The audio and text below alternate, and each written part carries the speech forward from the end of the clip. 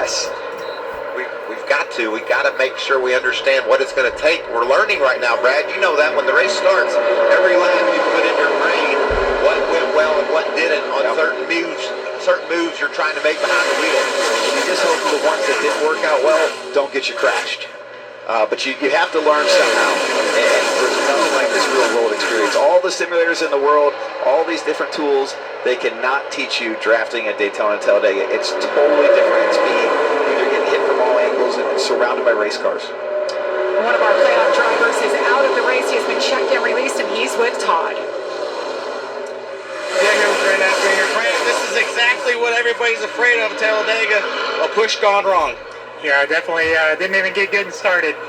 Felt like I got up there in that outside line. I was hoping for a square push, and I don't know if Chandler got jacked up from behind and just didn't hit me square or whatever. And I bounced off the guy on the inside and thought I had it saved, and then Chandler was still getting pushed. And just one of those Talladega deals. I love this place, but it just didn't win us back today. So I appreciate all the guys at CRZ Motorsports and sticking in there and digging hard.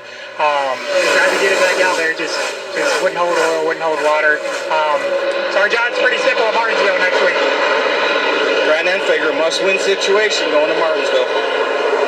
You just can feel his disappointment, Michael. You know, you put so much effort into your home track, a track you won it last year, to come in with super high expectations in the playoffs, to go out that early and something that was really outside of your control is just disheartening. But that's part of Talladega, part of sports. And you know what I love what he said?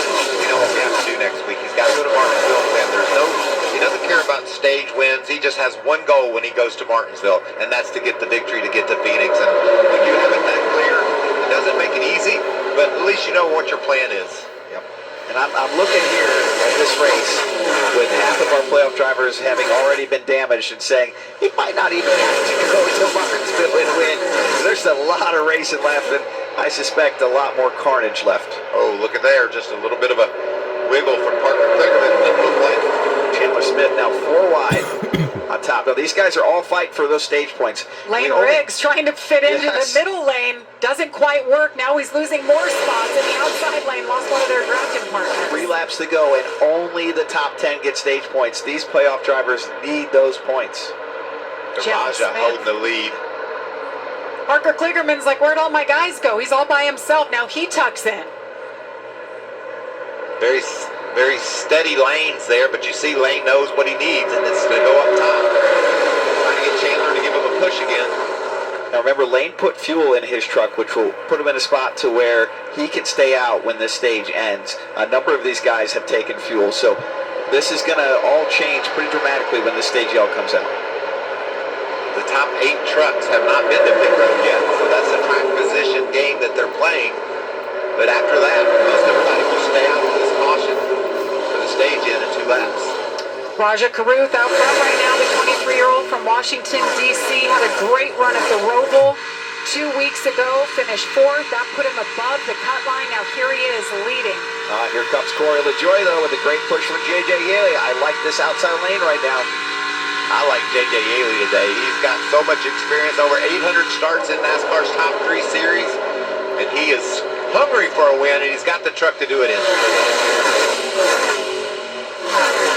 Corey LaJoie, another one of those drivers, been around a long time, but doesn't have a whole lot of experience in the truck series. Brad, this is his first time here in a truck. There he is running first truck outside lane. Yeah, he's doing a good job. But I'll tell you, the truck I'm watching right now is the 3rd place truck on inside 10 roads. Generally, these drafting tracks, when you see them get side by side like this as we take the final lap of the stage, it's the 3rd truck or the 3rd car that dictates which lane is going to prevail.